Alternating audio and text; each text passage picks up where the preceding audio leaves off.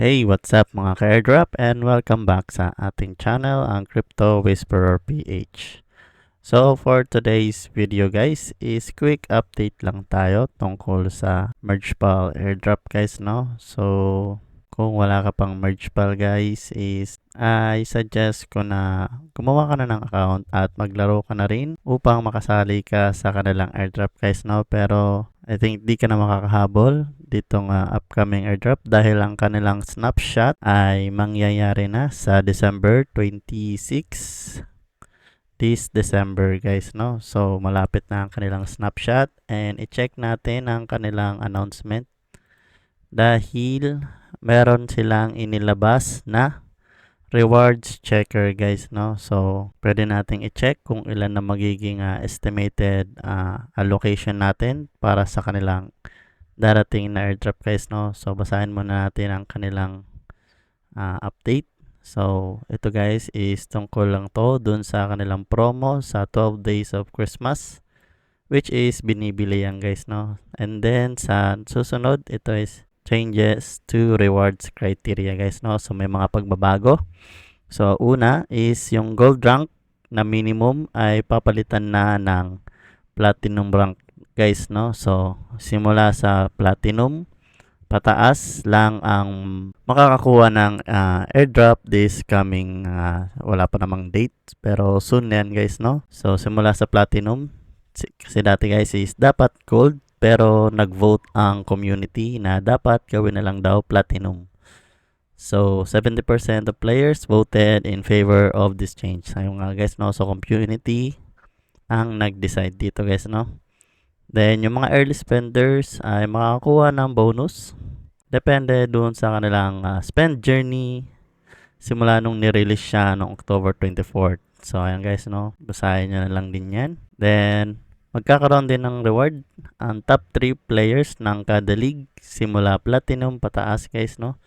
At the snapshot. So susunod, the plan after snapshot is magkakaroon sila ng 24 to 48 hours which is 1 to 2 days para sa feedback ng community, and then another 1 to 2 days ulit if may mga isyong may encounter sa rewards. And then maglalabas din sila ng bagong game modes that will bring utility to the game rewards guys, no? And then guys, sabi nga nila, this will be extremely impactful on the gameplay. And then the snapshot does not mean the end of the game. So actually, we are just getting started. We will be releasing weekly updates just like we did before snapshot. Then nga guys, no? And ito na, introducing the rewards checker. So may mga konting note dito guys, no? This is a demonstration tool and does not provide accurate insights to your final reward. So hindi pa to yung final guys, no? So ano lang, kumbaga demonstration nga lang daw. Kumbaga bibigyan lang tayong idea kung paano ba kinukuha ang allocation ng isang player. So and then it has not been adjusted to exclude rank. So probably kung ilalagay mo ang inyong ang inyong criteria doon sa checker is madadagdagan pa yan guys kasi hindi pa excluded yung mga gold rank doon. And then it does not include the bonus for leaderboard ranks and early spending. So yung mga bonus is wala pa.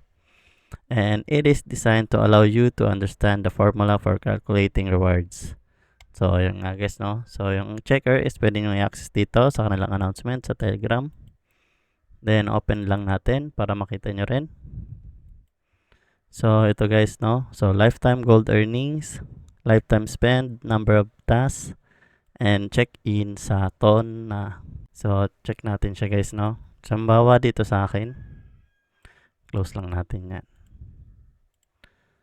So ito guys, no? Bawa lifetime gold earnings natin is punta tayo dito sa reward info guys. So ayan nga guys, no? 195.6 BI na yung sa akin. So lagyan natin yan 6 BI. Then sa aking lifetime spend is gumastos lang ako ng $26 and 729. Tas Then sa check-in is 29 days guys, no? So, compute lang natin yan. Lagay lang natin dyan. So, ito yung magiging estimated rewards natin guys, no? Pero, hindi pa yan final dahil, yun nga, according nga doon sa kanilang mga notes is madadagdagan pa yan guys, no? So, ang nakikita kong may malaki talagang impact dito is yung earnings and reward syempre. Kasi pag mas malaki ang iyong gastos is malaki din ang rewards nga. So, is 20% din yung guys no?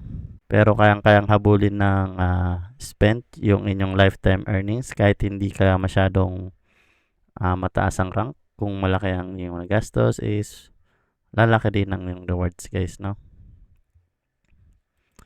And ayan lang, quick update lang tayo kay Mergepal guys, no? Kasi ito talaga ang isa sa mga ginagrind ko talaga ever since dahil nakita ko nga na maganda ang potential ng project na ito guys, no? Kung wala ka pa is pwede ka pa rin namang humabol. Probably sa kanilang next airdrop which is di ko pa alam din. So update ko na lang din kayo guys, and kung nagustuhan nyo ang ating video for today is don't forget to give it a like at mag-subscribe ka na rin para lagi kang updated sa ating mga future videos. So, ayun lang guys. Peace!